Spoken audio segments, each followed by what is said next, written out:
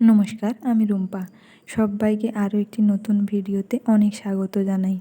তোমরা নিশ্চয়ই দেখে নিয়েছো আমার নয়নতারার ওপর যে ক্লে জুয়েলারি সেটটা রেডি করেছিলাম, সেটা আপলোড করেছি। তোমরা নিশ্চয়ই সবাই দেখেছো। তো নয়নতারা জুয়েলারিটার মেকিং প্রসেসটা আমি শেয়ার করিনি, তো আজকে সেটাই শেয়ার করব তোমাদের সাথে। তো দেখো, আমি তার জন্য প্রথমত মোল্ডেড ক্লে নিয়েছি, সেটাকে মেখে নিয়েছি ভালো মতো করে। তারপর দেখো কিছুগুলো বানিয়ে নিয়েছি শেপ। এবার তোমাদের সাথে একটা একটা শেয়ার করছি। প্রথমে দেখো একটা পাপড়ি আমি বানাচ্ছি। সবগুলো তো দেখানো সম্ভব না। দেখো একটা পাপড়ি আমি কিভাবে বানাচ্ছি সেটা দেখাচ্ছি নয়নতারার। তো দেখো, প্রথমে একটা ছোট্ট বল মতো নিয়েছি ক্লেটার। তারপর সেটাকে প্রথমে রাউন্ড শেপ, তারপর ওয়াটার ড্রপ শেপ, তারপর একটা সাইড সূচালো করলাম, আরেকটা সাইড নখের সাহায্যে একদম ছোট্ট করে সূচালো মতো করে নিলাম। একইভাবে আমি অন্য পাপড়িগুলো আগের থেকে বানিয়ে রেখেছি, তোমাদেরকে দেখানোর জন্য ক্যামেরার সামনে একটা ভালো করে বানিয়ে দেখালাম। তো দেখো, এবারে পাপড়িগুলো হয়ে গেছে, এবারে পাতাগুলো বানাবো। পাতাগুলো বানানোর জন্য আমি আগে একটা গাছ থেকে পাতা তুলে এনেছিলাম, যাতে পাতাটা যখন আমি বানাবো একদম অরিজিনাল মনে হয় পাতাটা।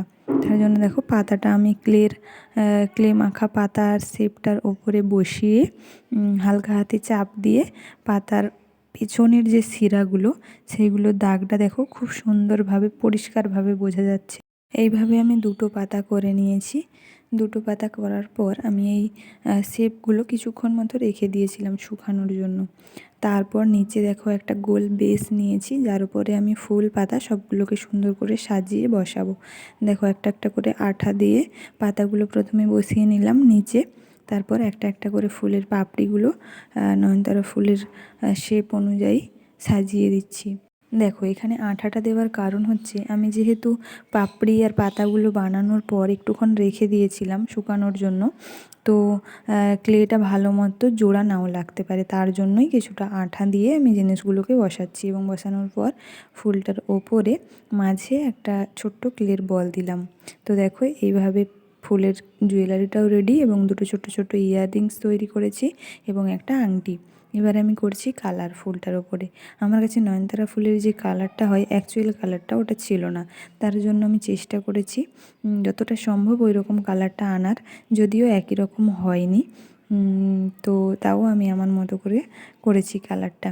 খুব খারাপ লাগছে না কালারটা। তারপর পাতাতে কালারগুলো করে নিয়েছি। এবার পালা মালা গাঁথার। দেখো, আমি তার জন্য একটা কালো সুতোর টার্সেল বানিয়েছি এবং তাতে কিছু কটন বল ভরে নিয়েছি। তো দেখো, ফাইনালি আমার নয়নতারা ফুলের ক্লে জুয়েলারি রেডি।